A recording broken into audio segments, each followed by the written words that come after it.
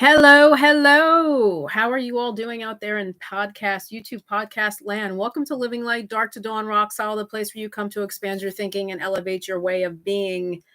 My name is Dawn Shale, certified life coach and soul healer, hostess of this podcast. Here to inspire you, motivate you, elevate you, help you heal, and all of those, everything that falls into that juicy love bombing bucket. How are you all doing out there? I hope you're doing well. Hey, Kathy, how are you? How are you, my dear? There's always a little bit of an adjustment. So, welcome to November 9th.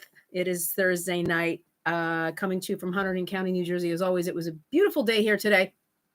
A little chilly, but still a little on the warmish side. I think it was around 60 or something. The sun was in and out. It was, you can't complain. Can't complain about this weather. It's the Northeast. I mean, it's not Florida, it's not California. So there it is. Carrie Berry, how are you, my friend? How are you guys doing? So glad that you're here tonight. This is going to be a different one. I mean, it's more of a heart share. And you know how I roll if you've been listening to me for any extended period of time and you used to follow me or listen to me in Podbean. And I do welcome you to please subscribe to my channel. Please welcome other people to subscribe to this channel. There's only 23 subscribers right now. I'm used to 1,000 downloads a week in Podbean. That's what it was averaging. But I did not know who the people were.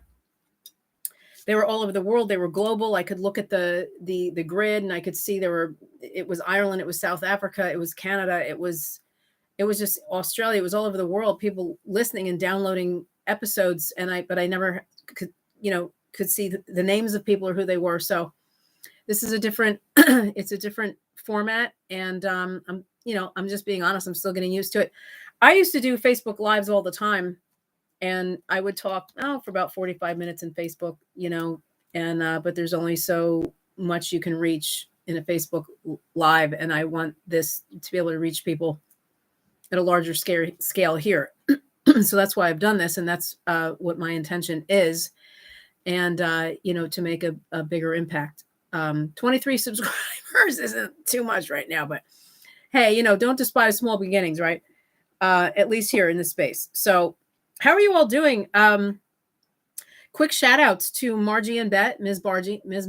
Margie Pargie, one of my besties here in New Jersey, and Ms. Bet, who is in Wisconsin. She had some rain this morning. I think it's clearing up. How you doing, Ms. Bet? I love you dearly. And Margie too, my girls. And just let me know if the sound is weird or you can't hear me too well. Hey, Scooter Bean. Mr. Dave Scott is in the house. Scooter Bean is here.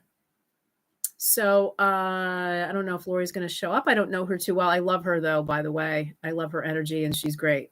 I just get a sense of her. I can see. You just get a sense of people's energy and looking at their aura and their eyes and their posts. You could tell like where they're coming from and where they're going. So in any case, quick announcements. David Medansky, author of Breaking the Chains of Dieting, then his sequel, Stop Dieting, Start Thinning, and now Jaded Health is going to be released soon. So he is the gentleman that I did the television show in Dallas with that will be airing in January. This is not official yet, but there is another potential television stint, visual recorded thing on the back burner, or not the back burner, but on tap right now. So this is the beat of my heart, is delivering the message that's been within me my whole life, but I became aware and conscious of it about 30 years ago, and it's been growing into it, and it did not grow as fast as I would have liked. It takes time, it takes dedication, it takes commitment to your own self and focus, and I'm more focused than ever, and I'm happy for how things are going. So, and I appreciate everybody that listens. I never take that for granted. And I'm hoping that New Jersey's still listening. They were like always in the top spot in Podbean with the most downloads. And so I hope people in New Jersey are still listening and watching. And please subscribe to my channel, as I already said. So this is a bit of a heart share tonight. The title is, and I don't know if you can see that or any of the talking points, which we used to be able to see in Podbean. The title is The World Adrift, Humanities' Role in the Shift. And so why am I talking about this? The world adrift. I mean, the world seems to be adrift. It seems to be, on its ass in a lot of ways, and it is. I do believe that the grand plan, there's a grander plan and a grand design, and it's all for humanity's good and our soul's evolution. But so the talking points are as follows. I'm just going to go over here and read them. I used to just read the talking points in Podbean as well. Heart share, triggered fear, negative behavior, breakdowns for breakthroughs, stories, suspicion, discernment, and intuition. And it's interesting. Well, I'll say that in a minute. Action isn't exclusively masculine. I'm kind of weary of that one. So we're going to get into that for all of the alpha females, and just, you don't even have to be alpha, but for all the women that take action and make decisions and choices, and the hard choices, and have walked through the hard decisions and choices. I'm going to discuss that. Love and light isn't passive. Designed for evolution and the progressive highest, and so much more. And it's kind of, I mean, there is a theme, and I don't always plan that, but it just seems to be the flow of the energy of wherever I am in any given week always seems to play out in the podcast. Like, sure enough, I'll figure out a podcast and I'll say, oh, wow, look, I posted this on this day and that day. And isn't it interesting how it comes together? So no, I don't plan this. I don't plan this for the week. Usually I start Monday out with in social media with an encouraging thing, and then I get more into the meat and confrontation of things, because people are struggling, people are hurting, people are healing, and the way that they're going to be healed and delivered and freed from all of this is by hearing some truth. And so Tuesday night I talked about the truth as the benevolence, truth being a benevolent entity in our lives, and especially truths that we have a hard time hearing are usually needed the most. And so this tonight is different. I'm just sharing from the heart in a way, even though there's talking points, in a way of just observing the behaviors in the space of what's going on in the world, and why it seems like people are coming apart at the seams. Hence, the title, The World Adrift. What's our role in this shift? All of our roles, and we all have different roles. We all have different missions, but we're yet all supposed to be pointing in the direction of love. We're all supposed to be headed in that direction. And hopefully that's where everybody's headed. And it's all at an individual pace. We're not moving at the same pace, but hopefully that's the unified direction we're headed. And today was interesting. The talking point about, well, I'll get to that in a minute. So there was a quite interesting experience today at the grocery store. Bet tends to tease me about this. I do go grocery shopping every Thursday. I've been doing this for probably 25 years, and I'm not kidding you. Like, I'm a very organized, routine-oriented person, and if it's one thing that I definitely do that hasn't changed, it's grocery shopping on Thursdays. And there's a method to my madness. The reason being is I don't want to go grocery shopping on Friday. I do it at the very end of the week, so I'm prepared for the weekend. And then I don't have to deal with it until the following week. So there's a method to my madness for that. But so, it's a bittersweet combination of what I'm feeling and having compassion, but also feeling disheartened. I don't want to say disgruntled. God forbid. You could actually feel that and be a loving person with things that are happening. And usually the disgruntledness is in a direction of what is supposed to know better, or what claims to know better. And it's behaving the complete opposite of what they're talking, this love and light and this huge big love talk and all of this, and then they're acting completely contrary to what their confession of this is. It's not about perfection. I'm not perfect by any means. Do I walk this perfect straight? No, absolutely not. But it's about willingness. It's about ownership. And it's about, when you do screw up, that you can own that, and that you can, at least be willing to grow in that area. I try really hard, especially in the realm of, back in the day when I was really hurting and I was going through a lot of pain and processing a lot of pain, I wouldn't take that out on other people. And I don't think, so before, anyway, so, I do this because there's so much that I want to say and I want to get it all out and I have to pace myself. I have to pace myself in this. So, um, but interesting experience in the grocery store where this afternoon, um, we have the self checkout, and I know that Walmart's have this, and I don't know what grocery store. I think every grocery store has self checkouts now. I'm assuming that they do, and ours has a very large one. It's kind of a big area, and so I like to do my own stuff because, quite frankly, this particular grocery store that I go to, it needs employees, and they're always hiring. And something really wonky is going on just in the employment space. And I don't know what's going on. I don't know how people make a living. I don't know what people do for work. Uh, there are certain just industries and especially in retail that people can't seem to retain employees. And so the self checkout is easier and faster. So I get up there today, and the woman that works there is in front of that. There's usually two people that supervise this area. This store has a high theft rate, and in the self checkout, it's easy to. I've never done it, but you can see how easy it would be to just scan something and add a few more things and just throw it in your bag, and they'd never know. And so they have now they've got this super high security where it's almost borderline. It's they're micromanaging customers in a way that all these error messages keep coming up on the screen. And then the person's got to come over. They got to see what's happening. And so this woman came over to my bags and she's kind of going through, she's pulling out my stuff. I'm like, what's wrong? And she said, I could not understand what she was saying. I couldn't understand what she was saying. And I said, everything's all checked out. I'm good. I'm ready to go. And I bring my own bags. You have to, here in New Jersey, I don't know what it's like where you are. We have to bring our own bags to the store, to the grocery store. Thanks to our governor. The sour face, right? So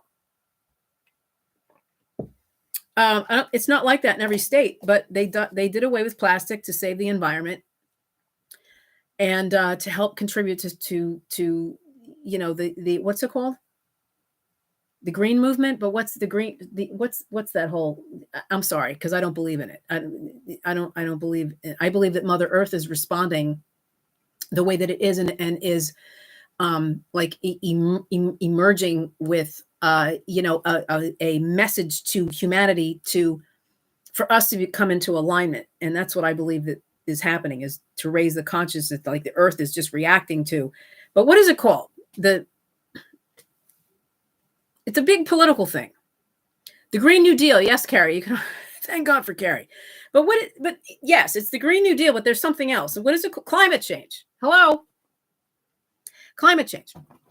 I don't believe in climate change. I think that the earth is reacting. I see it differently. And I had this conversation with someone who is a big time climate change advocate. And even though they describe it that way and I describe it this way, we were on the same page. So anyway, our governor is a climate change advocate. So therefore, all the plastic bags, the stores cannot use plastic bags anymore. And this became really confusing to a lot of stores, because back in the day, before plastic, remember when we were kids, there was no such thing as plastic bags. It was paper bags. We used to wrap our books with the old grocery store bags. When we started school, we were given all our science books and history books. We would take our book home from the first day of school and we would wrap them in grocery bags. It's funny to think of it now, to preserve the cover, because we gave them back at the end of the season, at the end of the year. Think about this. Has anybody, do high schools still do this? Do they still wrap their books in grocery bags? I'm wondering. So, well, you can't, because plastic, you can't really wrap a book.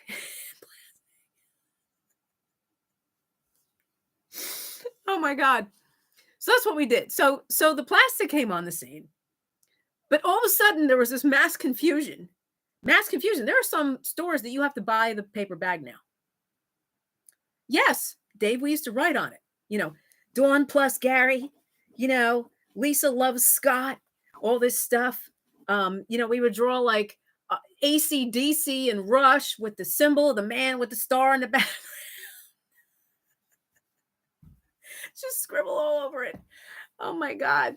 Yeah, that's how it was. It was fun. I have to tell you, it was fun. That was like the best part, sitting in class and just writing on your book and not paying attention, which is maybe contributed to why I didn't get the greatest grades in high school. So, because I don't know if I'm not ADD, but I was just very uninspired. Just wasn't inspired in high school whatsoever. No offense to any. I'm friends with one high school teacher. I will not say his name. He was the best high school teacher ever in our generation, in our day, and also the hottest. I have to tell you that. Like all the girls, he was. So I don't know if he ever watches any of this, but anybody from New Jersey that or from my town that will watch that, we know exactly who I'm talking about. So climate change. So the grocery store. I have to get back to this because I'll just keep going on with this thing with the. So it was a quandary, and people were these stores, whether it's TJ Maxx or whatever it was, where Macy's, like Macy's, the department store, you have to bring your own bag, and if you don't, you have to buy a paper bag. You have to buy a paper bag at Macy's now instead of just letting you have the paper bag. You have to pay for the paper bag. It's like 10 or 15 cents. I mean, I see people leaving the grocery store that still haven't caught on to this, of buying your own bag somewhere online or something. And you just, or these things that they send to you in the mail, these sort of, these promotional, where they send you the return address labels and different things, and they'll send you anyway. So people are, their cart is full of food with no bag, and they just stand in the parking lot loading their eggs and their ketchup bottles and all these things into the back, and everything's going to go rolling all over the place because they don't have bags for their groceries because they refuse to pay that 39 cents. It's the principle of the thing. We shouldn't have to buy our bags. So anyway, this is what happened. So I have Trader Joe's bags. There's some cool ass bags. And I bring them to this other store. They're heavy, they're sturdy. I think they were $1 and they're going to last for a really long time. So there I am. And the woman's rooting through my stuff. And I'm like, what's wrong? Everything's been checked out. And she started mumbling something. I'm sorry to say that. I did not understand what she was saying. She started getting annoyed and angry at me. I'm like, okay, well, thank you. I'm going to check out now. And she wouldn't leave. And she sort of, she got annoyed and angry. She kept tugging on my grocery bag, trying to tell me for the thing with the bag. And I know how to use this thing like the back of my hand. I'm very tech savvy. Some people are not. I am. And not that you really need to be with the grocery self-checkout. But I happen to know for a fact that you push 0 at the end. At the end, the screen comes up. How many bags are you buying? 0, because I brought my own bag. And so it turned into this thing. And I was like, okay, please, and I always, every Tuesday and Thursday, I have podcasts on my mind, always, and what I'm going to talk about. And I'm leaning into that energy, and I'm leaning into what I'm going to discuss every week. And knowing that I'm on camera now, and this sounds weird, and this isn't self-absorbed. I'm not used to this, and it's almost distracting, which is why I switch the screens sometimes, because I can see myself, and I don't necessarily want to see myself. I want to stay focused on what I'm saying. So I left the store. It's a story. I left, and I'm walking to the car, and I'm like, this is really sad situation. That this is where we're at now. That this woman was almost like standing down. She was standing down in front of my shopping cart. Could you imagine that grocery shopping's become a battle? I mean, these are my bag. We're good. Like, let me pay, let me leave. Thank you. And so I'm thinking about, this is just one situation that's taken place today in my town. Never mind the state and the tri-state area, and then maybe this side of this time zone. This is just one situation that's taking place in the space of which you think about this. And so it's just really got me thinking about behavior. Behavior is my strong suit. I talk about behavior. I address this on a regular basis, not just bad behavior, but I talk about how to, heart alignment and how in the deeper space of love and the multi-dimension and all these things, and how it's all about heart-centeredness. And the more we go deeper into our heart, that we find the love that we are. And the more that we find the love that we are, the more at peace we become, the more contented we become. And hence it affects, every area of our life. And I made the cover photo today about this that was kind of on the blunt side. And I do that on purpose because, I mean, I think the more the darkness increases, the light is also getting brighter. And that's how it's always going to be. The light's going to get brighter. The darkness is going to put up a fight, and the light's going to get brighter. And I'm finding that other HSPs, light workers, seers, whatever we want to use here, they're becoming more bold and blunt with what they're saying as well, because we need to penetrate this dark veil. And it hasn't totally completely lifted. We're not living we're not, I mean, New Earth, blessed Gaia is within us. Blessed Gaia, New Earth, the love, the multidimension is coming. We're creating this. It's coming through us. And the only way that it's coming through us is us being connected to it in heart-centered alignment. And I just want to state, this is the part of the episode where I say that this is not a religious show, and it's also not a spiritual show, but I talk about spirituality because we're hearts and souls having a human experience. And so you may not be aware of it, and wherever you are in your journey of consciousness, just to put Kathy at ease, I saw, because your message came in really late, so the answer is no. So we're all good here in the live studio. So that's between her and I, and we're all good. So you're safe, sweetheart. You're always safe anyway. And I love you dearly, and all you guys. So someone highly sensitive, empathetic, seers, prophetics, intuitives feel things deeply. And my heart, like, I could almost feel it welling up inside of me. My heart is for people, my life's work is guiding people back to the heart of who they truly are. And my heart is for people to see the beauty that they really are and connect to this. And while people they want this, and they claim it and they post it all day long, it's easy to make a post and it's easy to agree with all these memes and all these things in social media, but actually living it is a whole other ball of wax. And, so what is happening right now is more than ever. And I've been saying this for a while. The lighter, the brighter the light gets, the more we move into this loving space, the more we get connected to the earth, and the more the earth reacts to the dense energy that has been acting out on it, which is really what climate change is, which I don't subscribe to climate change, but I think the change and the different things that are happening, there's a whole other entity in God and universe that is in way more control of this than human beings. It's not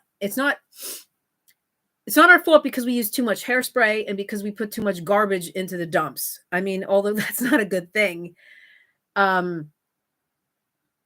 it's the higher picture of there's been a heck of a lot of dense energy that the earth has been absorbing, and the earth is alive. All of this world and this earth is alive. The plants, the nature, the animals, our pets, the animals that don't belong to us, the deer, the all of wildlife, all of the plants, all of the grass, all of this is alive. And it's been suffering. It's been suffering because of this foul energy. And we have morphed into, in one way of looking at this, humanity has come to a place where all of the sludge is rising to the top. And as it rises to the top, there's manifestations of this. You're going to see anger. You're going to see, like what I experienced in the grocery store, where this woman was like in a confrontation. She was in a controlling, confrontational mode, standing in front of my shopping cart. She wouldn't let me leave. I'm like, wait a minute. I mean, when I worked in a grocery store, I used to do this. I started off as a bagger, and then I was a cashier, and then, all of this. And I think I worked there about a total of 2 years before I graduated as a senior in high school. And then after I graduated high school for a little while, before I figured out what I wanted to do when I grew up. And there was no tolerance for any of this kind of behavior, any of this stuff. Like if you did certain things, the managers were like, you have to serve the customer. You're here to make their experience. You're here to check them out. This is what you're here to do. And if you lose your job, because they had a stack of applications this high that they can bring someone in and train them in a heartbeat and you're out the door. And I think that's the problem now. And COVID really contributed to a lot of this. It just destroyed businesses. It destroyed a lot of things, and just productivity in general, and the morale. It sunk into the morale and the psyche of people, created more fear, created a defensiveness, created a scarcity, increased the scarcity mentality, increased the lack mentality. And it just set the world on its axis even worse than it already was when I was talking about the shift way before COVID happened. So that was COVID. And so now it's like people are on edge, and the people that are on edge is because they are being triggered and invited to handle and face and deal and heal, deal and feel, deal and heal and clear their baggage. And not everybody is accepting this invitation. They're not all accepting it. So that being all said, my heart goes out to all of this, and there's a balance as to how we handle it. There's a balance to our role in all of this. And what is our role? How do we, because if we keep reacting, if I were to stand there and like in the grocery store, and I would have reacted in a foul way or a defensive way with this woman, it would have turned into God knows what. And we already have, like, there's the Palestine, Hamas, the anti-Semitism going on in the United States now. And if you really think about this, like, my first thought, and this might sound naive, but my first thought is, this is something that's happening over there. And what's happening over there is awful, and it's valid. And I know a gentleman who is in Tel Aviv who I met in person. I may have mentioned this already. And him and his family are, like, hunkering down that's the time where you need to hunker down, by the way, as if you're at war. Otherwise, dense energy isn't war. Let me tell you something, honey. You don't know war and you don't know dense energy until those bombs going off in the house next door to you, until you are surrounded by, I mean, all sorts of just volatile, the likes of terrorism that I cannot describe, and something that I was told the other day, of which I won't even tell you, because it won't create a pleasant visual, but it has to do with babies. It has to do with children. It's not pleasant. It's inhuman. You just can't even fathom it for a second. So it's already that we have, like, they're fighting now in college campuses. The Jewish people are being attacked in college campuses, and it's a mess. And so this energy, even though people might be completely detached from it, you could be Irish, Danish, Italian, African American, Black, whatever, and have nothing to do with any of this, and you're not in college and none of but this energy of this fear and this violence is around us. It's around us, and this darkness and this density is around us. How do we handle this? Reacting to something like this, and the reaction is never going to solve the problem. It's never going to. And there's a time to stand up. There's definitely a time to stand up. There's a time to speak up and to take action. And there's definitely a time to do that. But so the negative behavior that you're experiencing, if you're feeling like just reactionary and, well, I'm just going to give them a piece of my mind, that's exactly what you're giving them, a piece of your mind, a piece of your ego, and it's not going to heal them. It's not going to help you. Do I think that, but I also don't think that we need to stand in the face of abuse either. I think that if someone's abusing you and treating you poorly, I don't think we need to stand there and take it either. I think there's a balance to all of this. The Libra in me, it's always Libra season. It's Scorpio season, but it's always Libra season in my house. Oh. And I'm not preaching. I'm talking about, for the listener, for you foremost, to have your own peace, that what your real power is connecting to that peace, because that's your real power, and learning how to respond in a wise state that's going to diffuse this dense energy, that's going to diffuse the darkness, that's going to, where you can maybe make a statement and you can stand up for the truth without being confrontational or combative. it takes time to learn how to do this. It takes time. It takes a concentrated effort in a personal development journey as to how to do this. And I think we as humanity, where I've said what our role is in the shift, the world adrift, our role in the shift is, I think that's what we can do. It is just becoming more heart-centered, more love-based, and figuring out, okay, if we all do our own work and we all concentrate on what is ailing us and what is preventing or hindering our peace, hindering our joy, hindering our our love and our the joy and that juice every day. If it's more like this instead of this, it's time to identify what's causing this. Like, what is this about? What is that? What is the, it's like, this is bipolar. And I'm not making fun. I'm trying to make a joke. I did. But, it's like, if you're this all the time, there might be a chemical imbalance, and there's no shame or judgment in anything I ever say here. And I will make it plain that I am making a joke, that I'm trying to be funny or humorous.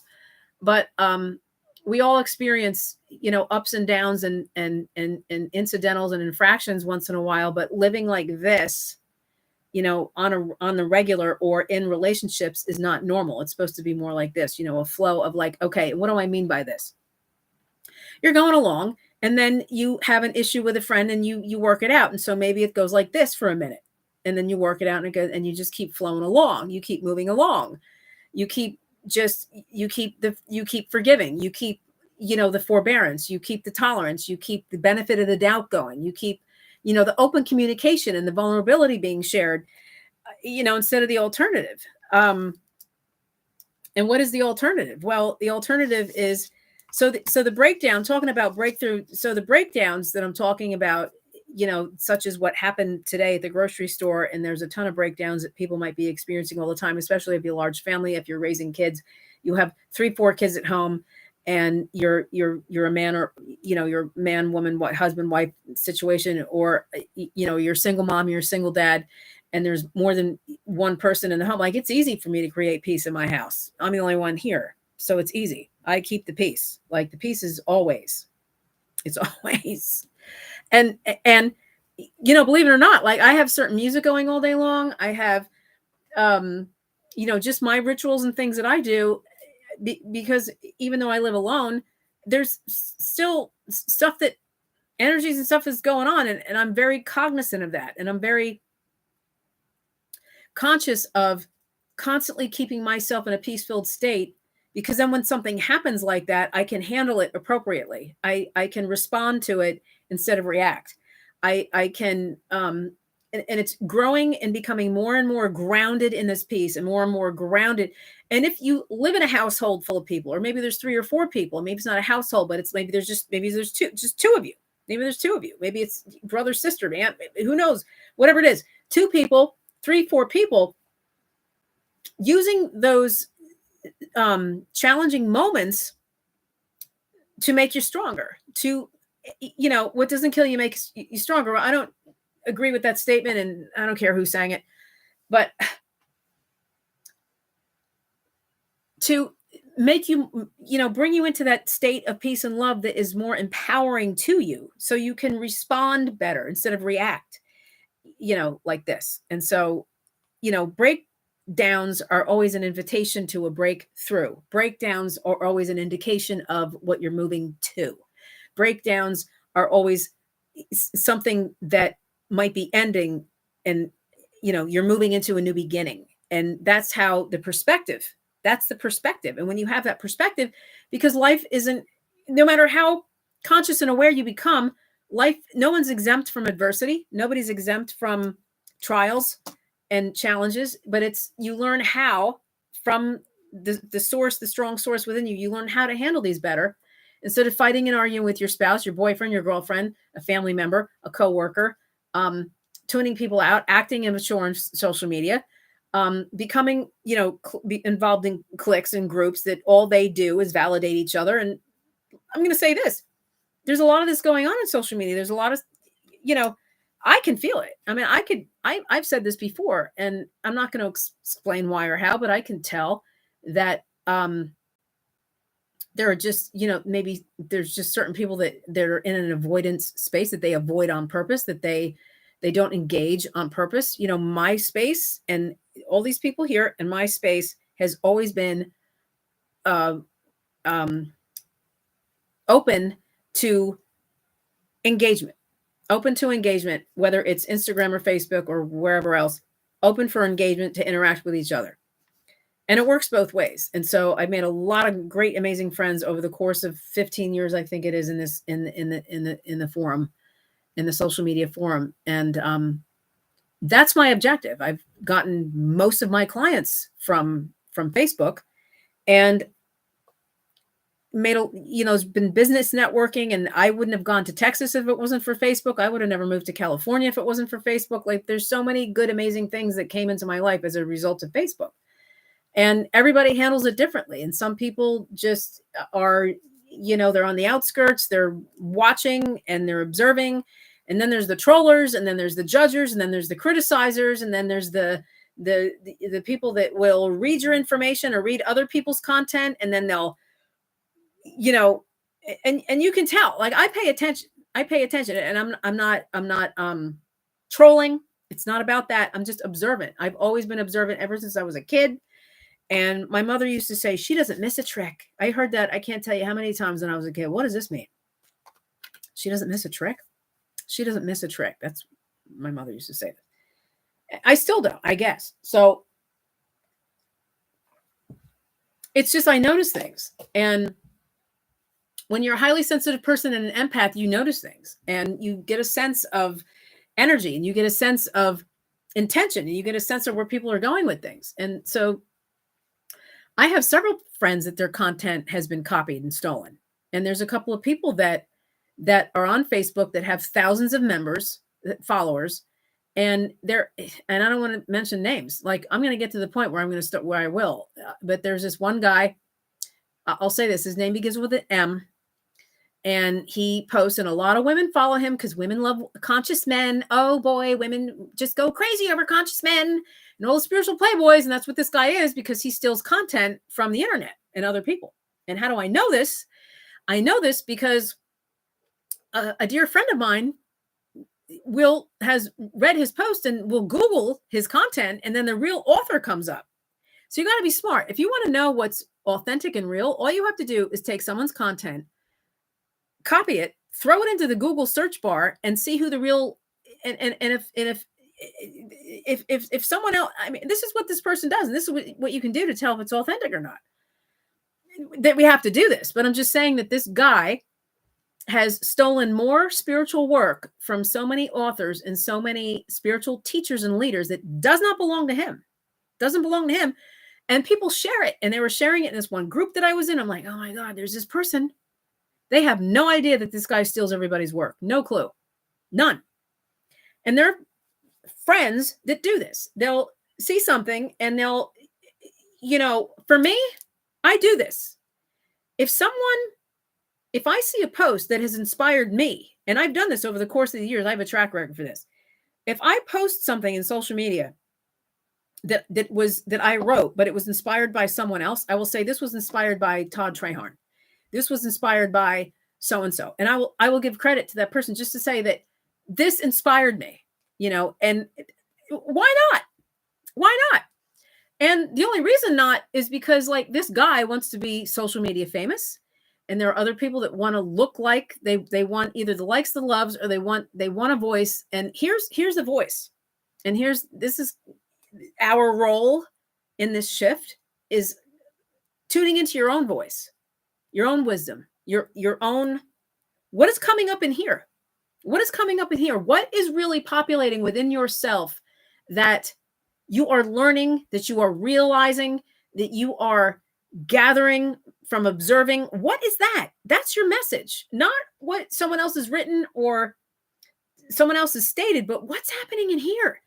And there's nothing wrong with, like, I have a stack of books here. Like David Medansky, The Jaded Health.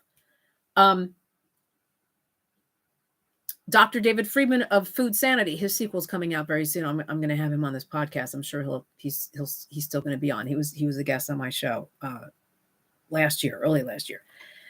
You know, there are things that I have learned from these guys about health and nutrition and certain things. And so I will say, you know, thank God for Dr. David Friedman, who's on the forefront of confronting the toxic food industry, what the FDA approves, and what, you know, and how the medical industry is in bed with in the food industry and all this.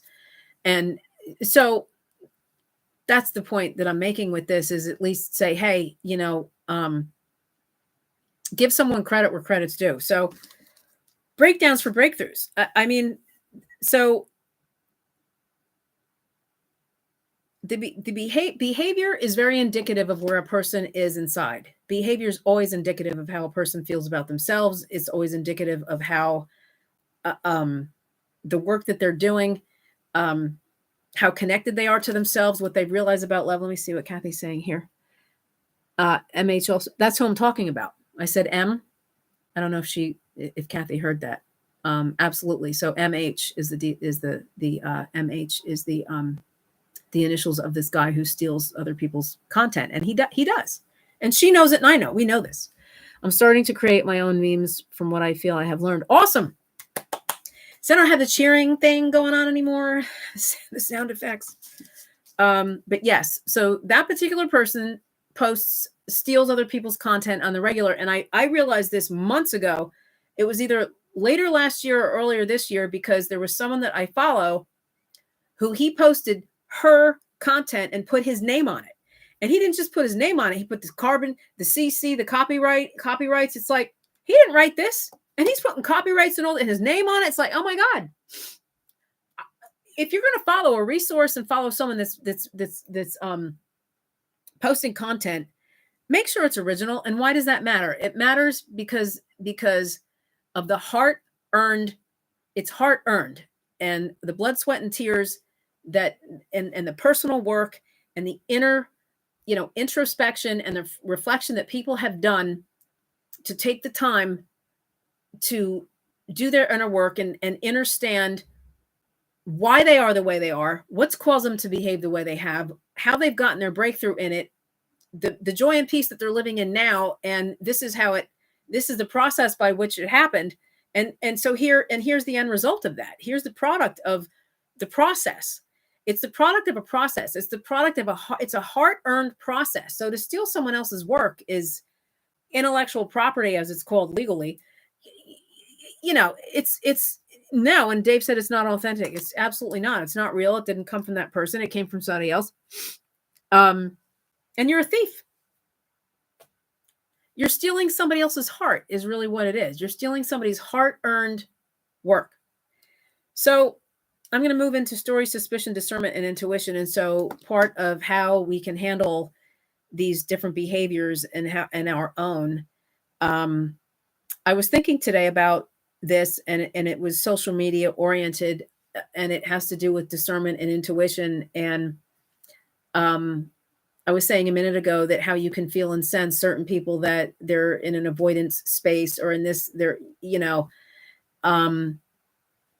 that there's just this blank, flat, you know, thing where this person is concerned. And it's fine with me, because that's their energy.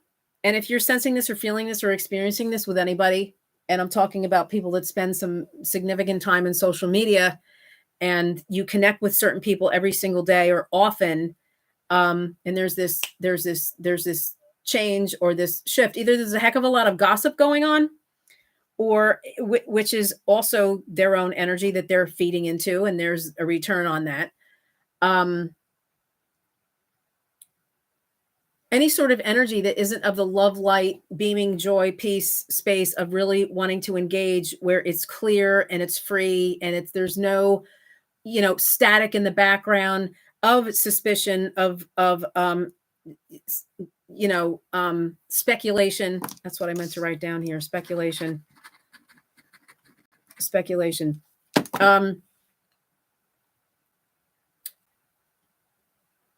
It's just, so I can sense it. I know other people can sense it. And that's the energy that they're contending with. There's an insecurity and there's a fear of which they haven't healed and cleared yet. And it's unfortunate and it is the way that it is. But in this moment, and I referenced last year because I remember last year around this time, and I'm talking about collectively, there was a sort of a celebrating, there was a celebration in the air. There was like a celebration. There was, and I'm not saying there still isn't, because there is, but last year it seemed to be really big, like full, this celebration and this, and it wasn't just because of the holidays. And there was just this high loving frequency of love that was overwhelming to the point where I personally would just start weeping because I would just feel so overwhelmed with this loving energy. And it was just so intense. Just so grateful, and all these sorts of things that come with that higher dimension, so to speak, which is just heart-centeredness. And this year it's different. It's different because, the energies are increasing more and more.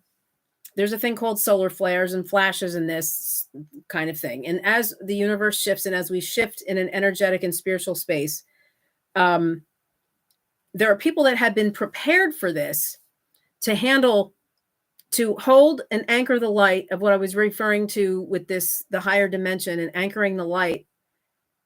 And there are people that have been prepared to how to handle this moment of this collective fear triggering thing going on, to where these behaviors are going off the rails as a result of the war and the things that I just said, and the energies, the fear energies that's in the space. And even though you're not directly connected to it, it's in the air and it's around. So if you're not really paying attention and you're not conscious of this, it can get into your head, it can get into your energy field, so to speak. And so you begin to react to it. You might find yourself choosing sides of something for no reason. You might find yourself engaging in an argument or a heated debate for absolutely no reason.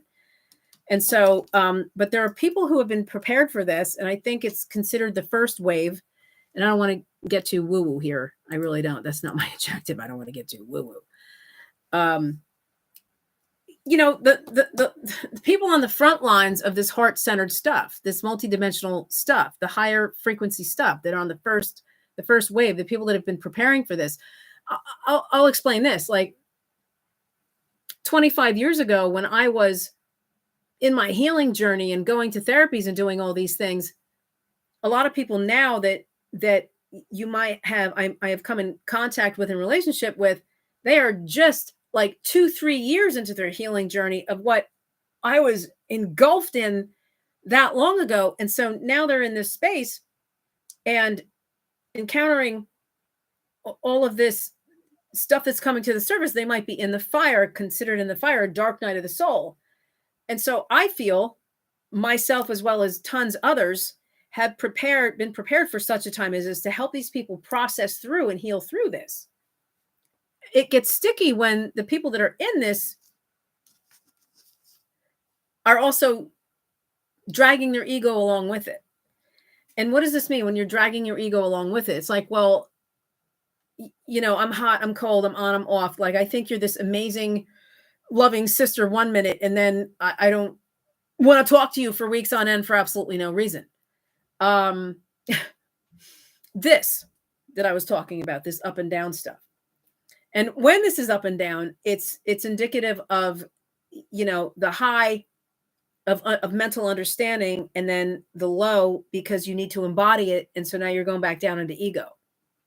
And so when you start doing this also demonstrates the embodiment and the integration that you've done, where you understand you have an ego, you've done some shadow work, you get this, you've moved through dark nights of the soul, you've healed some stuff, and you get like, you get what's going on. And so you have embodied, you understand, like at a deep soul level, core bone deep, as I said today in my social media post, that you've been through hell, you've healed some pain, and now this compassion is dominating your responses and your behavior more than the alternative.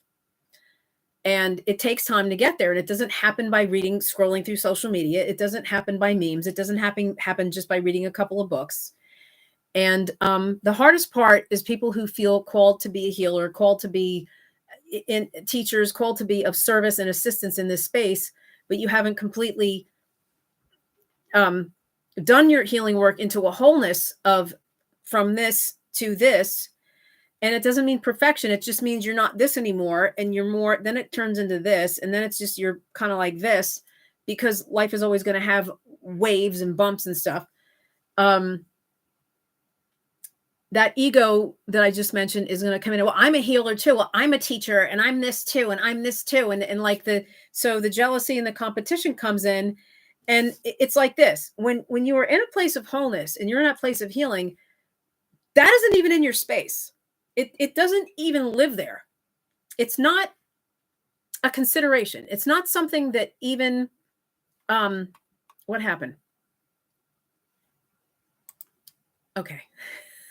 The screen popped up all of a sudden. I hate this. It popped off. It's not even in your energy field. It's not even a thought in your mind where your emotional debris, and this is what happens when emotional debris, and I said this out loud today, which someone wrote to me earlier, and I'm going to be getting into this because this is connected to the stories that are created. So this is flowing along very nicely. So let's just continue on with this. The wholeness, when you're in that wholeness space, these things don't even enter your mind or your psyche. And the ego thing that I'm talking about, dragging the ego into it, is, you have a calling, you have a purpose, these are the things that you want to do. But when there's uncleared debris and material and things like this, there's nothing worse, and I'm saying this as a figure of speech, than an unhealed empath, because they are very sensitive people, but when there's debris in the way, it gets all mixed up and muddied in the mix. You sense things, things, but the ego and the shadow hasn't been dealt with yet. And so there's this little bit of jealousy that pops up. There's this insecurity that pops up. There's this, you want to compete a little bit. And so this is where cliques and groups are formed. And the cliques and groups are formed based on, well, let's come over here and we'll all agree with each other. We'll all attach to each other. We'll just continue to attach and be, womb mates, enable buds, codependent pals over here, because we need this agreement still. We need this attachment in this space, and we'll just validate each other. That isn't real healing, because the real healing and breakthrough happens in an independent way, in your own independent place. The dark night of the soul and the shadow work and so forth takes place within your own self, where there's nobody that you couldn't talk to this person if you even tried. This person couldn't even help you if you tried. You couldn't find agreement in something if you tried, because that's how you're going into dealing with the density, dealing with not the density, but you're dealing with your shadow and you're dealing with your ego, because it's between you and you alone. It's a thing between you and yourself and nobody else. And there's not something that you can have support. There can be loving support, like, oh, I'm with you and I support you and I love you and all those kinds of things. But it's something that you have to face on your own. And that you're doing that when the cliques stop, the group think stops, the attachment stops, how do I say this? The validating each other's demons stops. Because there's a difference between validating someone's pain versus understanding someone's pain and helping them heal it. There's a difference between those. And you can understand someone's pain and help them, but validating it and just talking about it and living in this space and not really asking the question, what can you do to clear this? What do you think the answer is to getting rid of this? What do you think the answer is? What do you think the solution is? Which is always a good question. That's a good question to ask. Like, I'm experiencing this. What do I need to do to get rid of this? And yes, get rid of this. And there are people that don't want to do this. They would rather just hang out in these groups and these cliques and these things and just think that, well, we're never going to be perfect and it's never going to be bliss and there's no such thing as bliss and life isn't bliss all the time. Not my reality. Not my reality. My reality, I have intentionally created my reality to be peace and bliss and magic.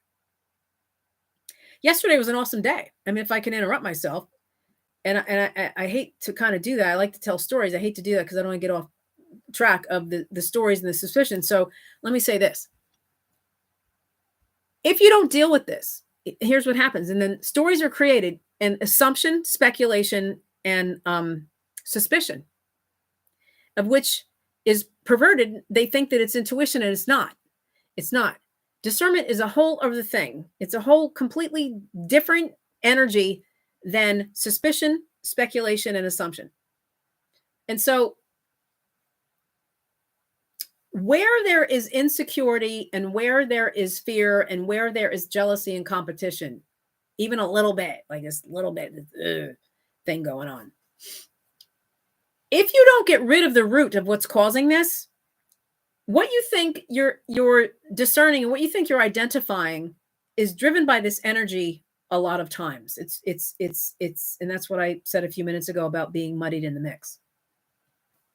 Our role in this shift is to clear this stuff. And it doesn't mean you're perfect. I say that a lot.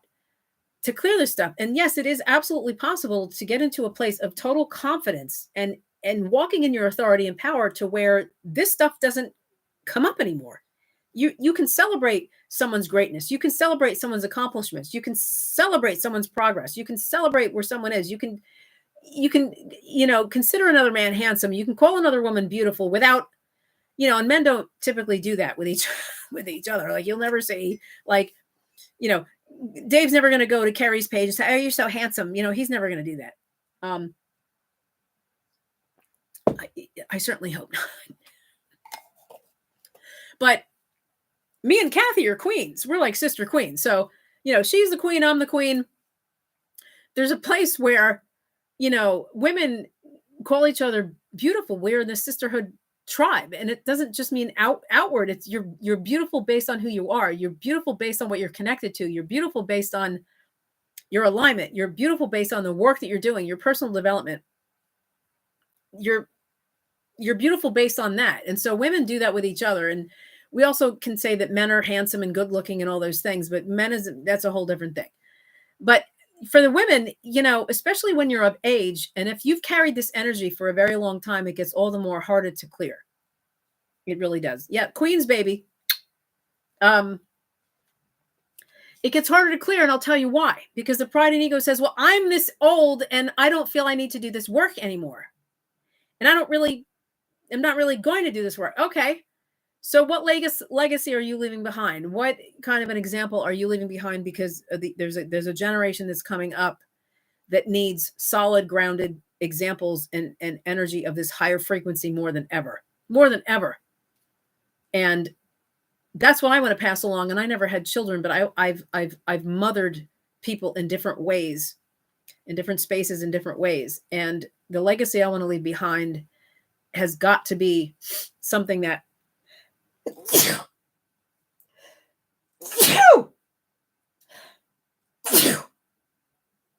God bless me. I want to leave a legacy behind that is purpose driven, is purpose filled, is aligned with heart space. So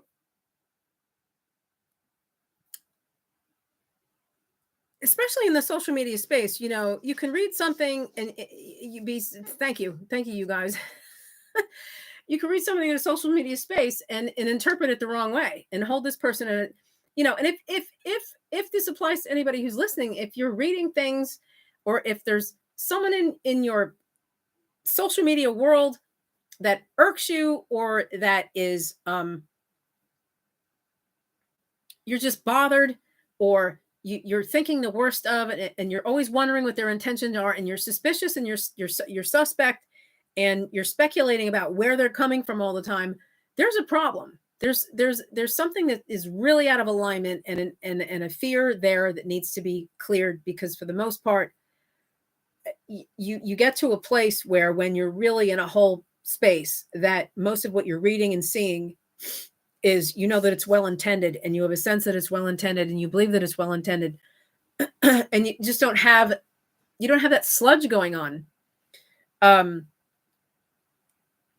discernment and intuition is for you as mostly decisions and choices that you need to make. It is definitely, there is a time to be clued in on what someone else's intentions are, but living in that place of thinking that, well, this one's that, and this one's this, and this one's this, and this one's this, and there's dense energy here, and there's dark energy over there, and I don't trust this person, I don't trust this person, I don't like this person, and it's that. No, there's a problem going on with someone's own energy and own love alignment dynamic that is not able to mostly celebrate and honor and respect everybody else's journey and where they are. If it differs from yours and the work that they're doing and the content they're producing or the choices that they are making. And I see people come through social media all the time that, okay, well, where did that come from? They must be experiencing this or that. But there's no judgment. There's no shame. There's no, I don't feel like I need to compete with something or be jealous of something. But so I want to move into this. And I was going to tell a story and I can't remember exactly what it was. And it was something personal where it was related to. So I'm not sure exactly what that was. Maybe they'll come back. Taking action, our role in this is definitely taking action. And I talked about the divine masculine and feminine over a year and a half ago in Podbean. And, typically it's taught and known and stated that masculine energy is the take action, get things done. And the feminine energy is maybe more of the creative and the loving and the soft and the warm in this. That's the bare bone basics, because love and light isn't passive. Love and light does need to take a stand and speak up. And action is not just a masculine thing. And there are people that get a hold of this masculine energy thing and these teachings and these principles that, well, if you are constantly taking action or making choices and things, you're too much in your masculine energy. I disagree with this, and here's why. And I think the people that have a difficult time with masculine energy don't feel safe with it. They're afraid of it. And there's decisions that they're afraid of making. They might be in a situation in their personal life of where it's difficult, it's challenging, it's hard, it's painful. And they don't want to move through that really difficult season, which is the dark night of the soul, which is the shadow work. They don't want to move through that. So they're going to create scenarios and or illusions to keep them from taking action, because the action that they would need to take would be too hard and painful. So they're avoiding the pain and the hard decision or the hard conversation with someone that you could have. Life is people. This is what I talk about. This is what I do. And I help people understand and understand how to function on this earth, because while we're multidimensional beings, we still need to function within humanity here on this earth. We need to be functional. Living in love and peace is creates functionality. It doesn't create, we're not supposed to avoid. The more loving you become, the more active you are, which also includes taking action. And there's a lot of things that, especially if you're in a hard space and,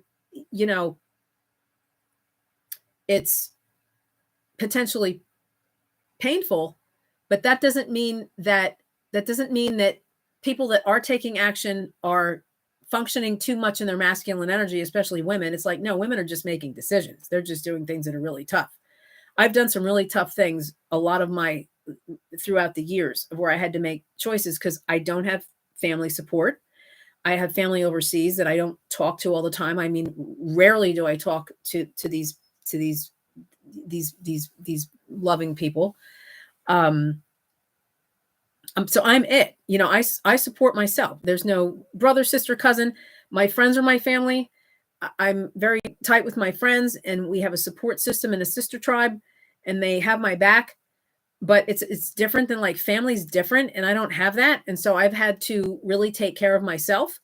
It doesn't mean that I'm super duper masculine. I know that I have masculine energy because I'm an alpha female and I'm a type A personality. And I know people that are of the multi dimensions don't subscribe to this stuff, but I do. It's part of being human. It's part of living on this planet.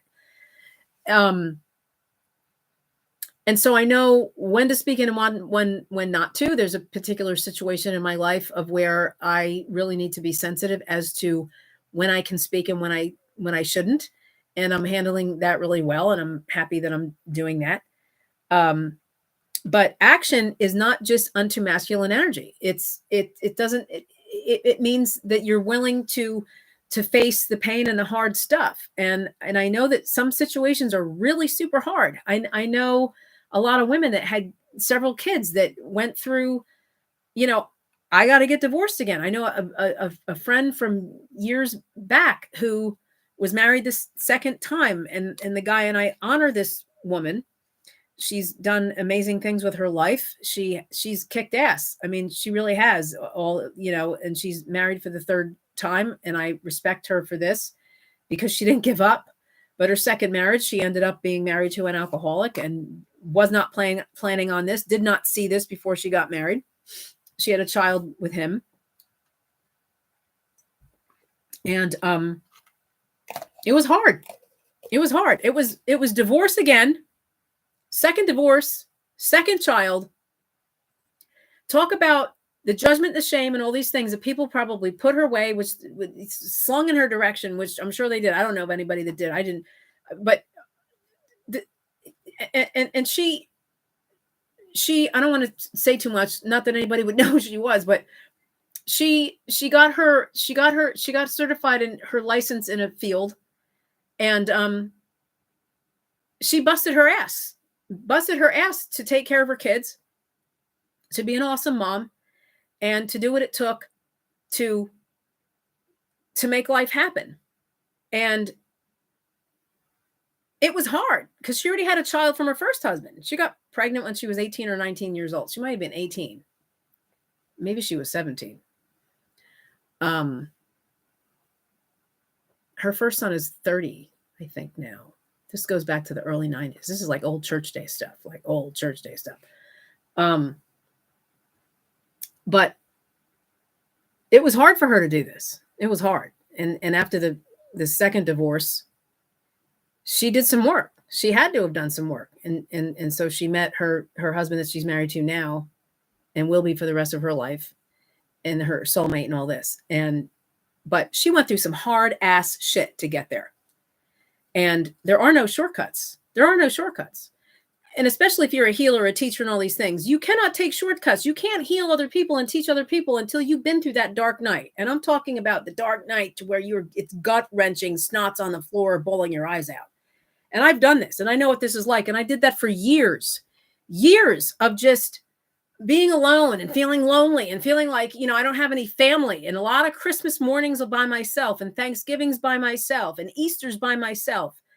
And did it have to be? I didn't want to be the odd guest. This is what my thought was at the time. I didn't want to be the poor soul invited to everybody's Christmas, Thanksgiving, and holiday dinner. I didn't want that. And I'm a good cook too, by the way. So I love to cook my own holiday dinners. There's truth to that. There's absolutely truth to that. But I just felt like such an orphan and such like all alone in the world. Like really, I felt completely and totally alone in this world. So nobody can talk to me about like, well, you don't understand. I mean, true. My ex-husband and I did not have kids. We did not have children, and we got divorced, but he never had kids because we got divorced. He never had children. He never remarried. I never remarried. I never had children. I'm never going to have children. I didn't get to experience that. I made the decision when we were married. I remember there was a hot minute where I thought like, maybe we should have a baby. And he looked at me like I was out of my freaking mind. Good thing he did too. And there are couples that do this. Their marriage is like this. It's sketchy. And they go ahead and they have a child. And they think that a child is going to save something. So, no. I made a decision a very long time ago that bringing a soul, another soul through my body, birthing a soul into this world was not going to save me. It wasn't going to make me feel complete as a woman. It wasn't going to make any of those things. And I'm fine with I'm fine with this now. I'm at peace with this now. There were years where I had to process, I don't think I'm going to have children. I don't think I'm going to be this mother. I don't think I'm going to experience this. I'm at peace with it now. I'm 57 years old, so I better be at peace with this now. But I had to walk through a lot of pain in different ways. And pain is pain, but you have to walk through it. Walk through that pain and heal yourself. Even if it's you have to live on someone's couch and you don't know what you're going to do with your kids and you don't know what you're going to do with this. And here's trust. This is where trust becomes involved. When you really trust providence and God and universe, you really trust the process, like all the memes that we love so much. When you really trust the process, you're going to throw yourself, completely surrender. You're going to surrender and throw yourself on the floor and surrender to love and God and universe in this process, to where you're going to wake up the next morning and be like, okay, now what? What is the step I should take? And you're going to listen and you're going to act on it. And you're not going to know, maybe it's 5 minutes to 5 minutes. Maybe it's hour to hour. Maybe it's day to day, but you're going to trust and you're going to get that intuitive wisdom. This is real intuition and discernment. You're going to get intuition and wisdom that's going to come to you, and you're going to move on this. And that is going to bring you into the bliss. Because walking around unhealed and all these things and trying to act like this, that, and the other because you want it so much and you're dragging the ego into the space, is not going to work. It's not going to work. You're going to lose friends. People are going to see right through it. The empaths that have busted their ass through the dark nights and the shadow work, they're going to see right through it. They're going to understand it. And this is where we're at. The real, it's a feel, and people feel it, and the real's got to be felt. You got to serve it up real, no matter what. And you've got to somehow find the strength and courage to be vulnerable, to share, to really be real about, I need to make a change. This sucks. This hurts. I don't know what I'm going to do, but I need to throw myself on the altar of surrender. And this is not at all by any means religious. That's not what I'm talking about. Let's see. It's been there, been on the floor. I know Kathy has. See, this is why I'm connected to you. This is why we're connected. And I know Dave's been there, and Dave has a story. He has a story. And I respect his story.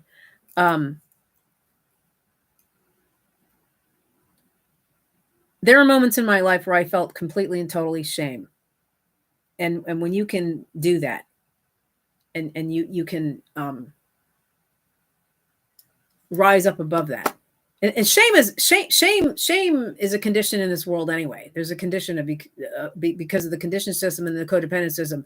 Shame is ever lingering in the atmosphere anyway. And this is why you've got to become heart-centered. And there's a balance to this. And so now I'm gonna move into So masculine energy is action. Isn't just masculine energy. It's courage. It's guts. And as women, we need to do this. And it's not about, women's lib or being a feminist. It has nothing to do with that. It has to do with, you got to take care of yourself and you got to do what you need to do no matter what. We all do. We're souls. So you have to separate like sex and gender from the mix. So love and light isn't passive either. It's not passive. It's not, we just sit back and we just, kumbaya and light our candles and smoke our sage and, put our crystals and, I got my feather here. I got my feathers. This is the owl. I love this one. I'm always looking at it. I'm always turning it, the 5 here, the 5, the different feather. I love them. So, yesterday, that's the story. I'm going to end on this.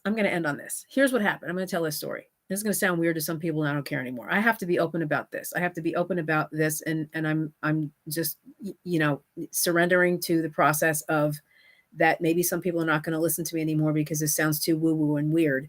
And that the people that are, are on this phase level of consciousness or whatever are going to come in, and they're going to hear this and feel edified and, encouraged and motivated and inspired from this. So yesterday morning, so 2 nights ago, I'm quite a dreamer. I dream a lot, and I believe in astral travel. And I believe that we, not all the time and constantly, but I do believe. And I had this conversation with Mike Myers, whom I mentioned on Tuesday night. I had this conversation with him years ago. And he actually said this to me. He said this to me. It was 2012 that he said this to me, and I'm making this point very deliberately. He's like, I think he's like, what if this whole experience here on Earth is a dream, and when we sleep, that's more reality? And there are people that believe this. There's truth to this in the balance where there's truth on both sides of this. So hear me out. Just hang with me for a minute, because I know I'm talking to people that might not completely, totally understand this, and that's fine. And I want you to understand this from a down to earth way. Pardon the pun. So he said, I wonder if when we sleep, and I said, I've thought of that, and I've had experiences, lucid experiences, before I knew what they really were. Before I moved out to California, I would have dreams of getting up out of bed, experiences where I'd get up out of bed and I'd be pounding against my bedroom door, just banging my head up against the door. And I broke through, and then I ended up in some other place. And I'm having an experience in another place, and I'm working something through. And for me personally, I have worked through a lot of healing and through my dreams, through sleep time when we're asleep. Because when you're asleep, you're out of here and you're sleeping and you're connected. And this is where your spirit and soul can work things through more, maybe clearly. And this applies to a lot of people, like millions of people. So we had this conversation, and this was back in 2012, before I had this, more expansive awareness that I have now. So 2 nights ago, and I've been dreaming prophetically my whole entire life. Like, this has been 30 years. So I'll have dreams about things that will then happen maybe 2 weeks later, maybe a year later, but I've had very prophetic dreams. I've had very insightful dreams. I've always been a big time dreamer. So 2 nights ago, I had an experience. I had a dream that I was, I don't know, I was like helping people move along. I was helping, all I know is I was with a bunch of people. There were boxes, and the energy in the dream, because your dreams always have everything to do with the feeling, not really what you're seeing. It has more to do with the energy that you're experiencing. Your dreams, your travels have everything to do with what you're experiencing. What you're feeling, what you're sensing, and the energy is what I mean. So I was just, it was move along. Come on, let's move along. Let's move along. And with these, let's get rid of these boxes. And the boxes represented baggage. I mean, this is my calling and my purpose is to help people drop their baggage, drop the boxes. I interrupt the patterns of people's lives. I help people interrupt their patterns. And it's not comfortable. By any means, this is not comfortable. And so I had that experience. It was quite profound. It was the last experience I had before I woke up. And I wasn't quite awake yet. This was yesterday morning. And I heard this loud noise. My bed is up against a wall. Not everybody's is, but there's a wall. And so I have this bed frame. It's very nice. And so I heard this noise behind my pillow, like this very loud noise. I'm like, what in the world was that? And then I saw flashes of light. There were flashes of light. And I heard, come on, get up now. It's going to be a great day. Just get up now. And it was early. My alarm hadn't gone off yet. It's like, okay, all right. And this is vulnerability to me. Like I'm sharing with you what happened. So I got up and I'm like, wow, what was that?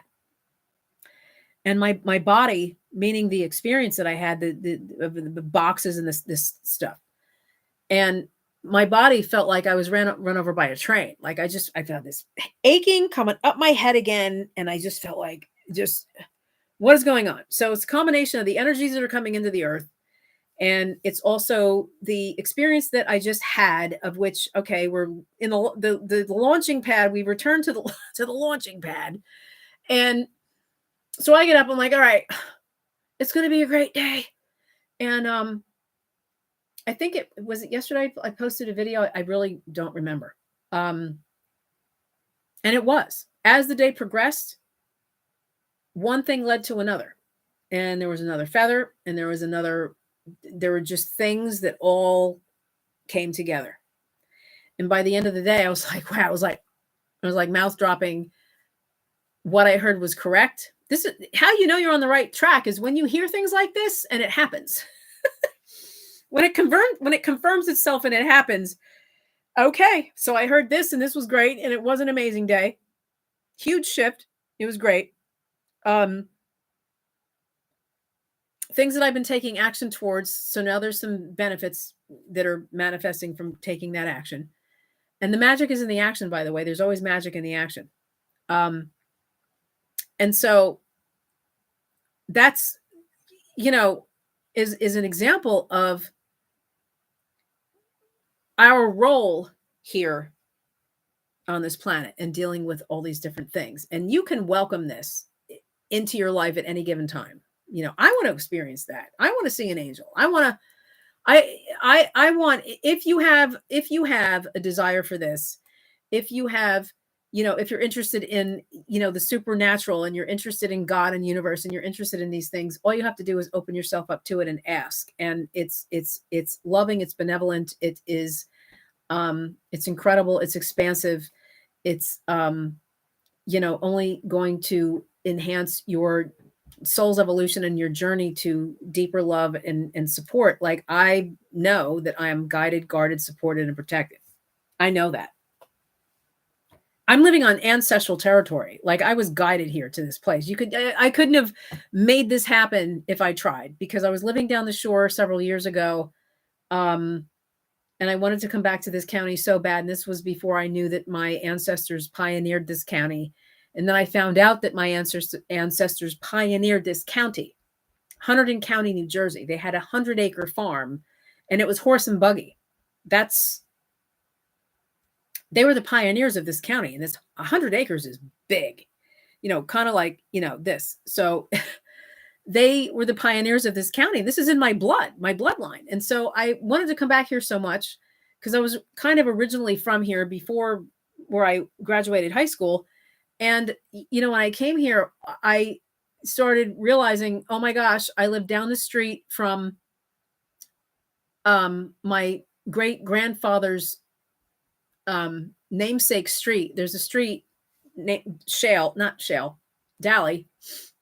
Dally Street is way down the road, which is my great grandfather, on my mother's side, my grandfather.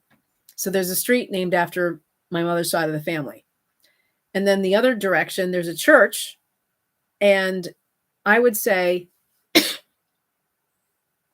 25% of that graveyard are my ancestors buried. My ancestors are buried right up the road.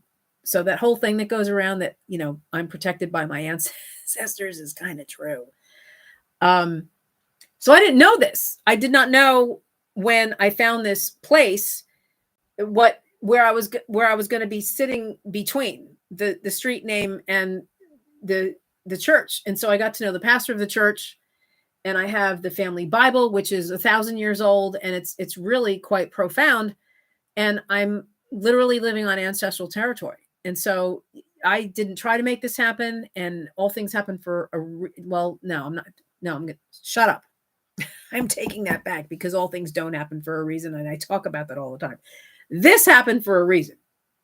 This happened for a reason. And even though I don't have family in flesh and blood, my family and my ancestors are supporting me. And I feel like it's even more powerful that way. So this is what we're designed for. This is what every human, we're all designed for, our soul's evolution and our mission, and your soul's mission, and your progress. Your progress.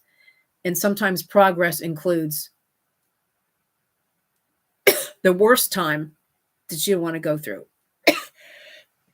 Like the worst moment you just don't want to face. You just don't want to go through this.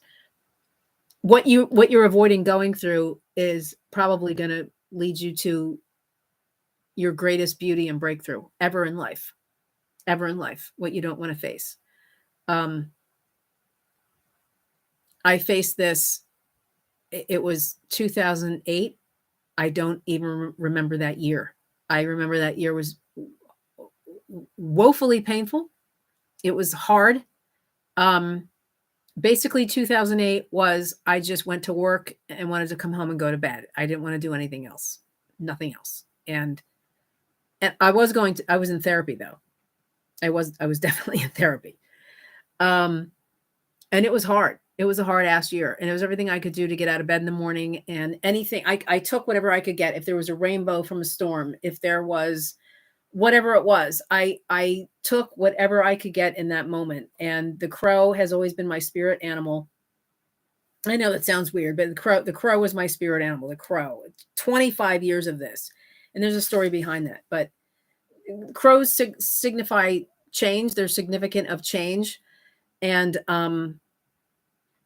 I know that when I'm still to this day, when I'm on the brink of change or think something is shifting and I'm moving into another level of whatever that is, a crow will show up at just the right time and just the right place. But I feel it in here and I hear it. And it's like, you just know it resonates. So hour and 25 minutes. So I hope I'm going to end right here. There's never a good place to end when I'm doing a heart share like this. But I certainly hope that this has meant something. It resonates. It means something to you. It speaks to you. There's takeaways that you can apply to your own life, and you could think about and ponder, maybe listen to it again in segments or whatever. And please do share this with other people. Subscribe to my channel, as I've mentioned. I wish you nothing but love and breakthrough and healing and magic in your life. And I believe in magic completely. Love is magic. That's what magic is when we talk about magic. And, as far as your own reality, if you are, you experience magic and bliss, don't let anybody rain on that parade. Don't let anybody tell you that that's just not reality, because that's the reality they're living. And whatever people's realities are, isn't yours. You create your own reality. So that being said, my name is Dawn Shale. You can find me at www.dawnshale.com. You can learn more there about how I coach and counsel clients. I'm so used to saying that, but it's such a habit of saying this particular podcast. But here we are. It's in YouTube. Subscribe to my channel. Again, do share as you feel inspired and directed and all of that. If you would do me a favor, if you do share this, please wait for it to be posted in Facebook, if you're friends with me on Facebook, and then go there and then share it so people will see the blurb that comes with it. Because I think that it piques people's interest when they can see what I've talked about, and then, it might lead them to want to listen to it even more. So, and do share this with other friends, family, coworkers. Sharing is caring. And if you feel that this would benefit anybody, let them know who I am. If you or anyone, listener that hasn't been here in the live studio, if you could use some healing, some coaching, some guidance, look me up on my website, reach out to me, because there's only so much I can do here in this forum. Even though there's healing properties to it, it's not necessarily a one-on-one. I'm able to give way more one-on-one, and there are different levels that we can work together. So let's talk, look me up. I'd love to get to know you better through a 30-minute intuitive call, which is what it is. And, reach out to me, and that's what I'm here for. And so that's it for this episode. And thank you all, you guys. Thank you for your comments and participating. I always appreciate it. Have an amazing rest of your week. Have an awesome Friday. Have a great weekend coming up. I will be back next Tuesday. I have no idea what I'm talking about. You're going to have to tune in to find out. In the meantime, live loved, live blessed, live your bliss and your magic. Stay lit and empowered. And I love you much. And I will talk at you soon. Take care. Bye-bye.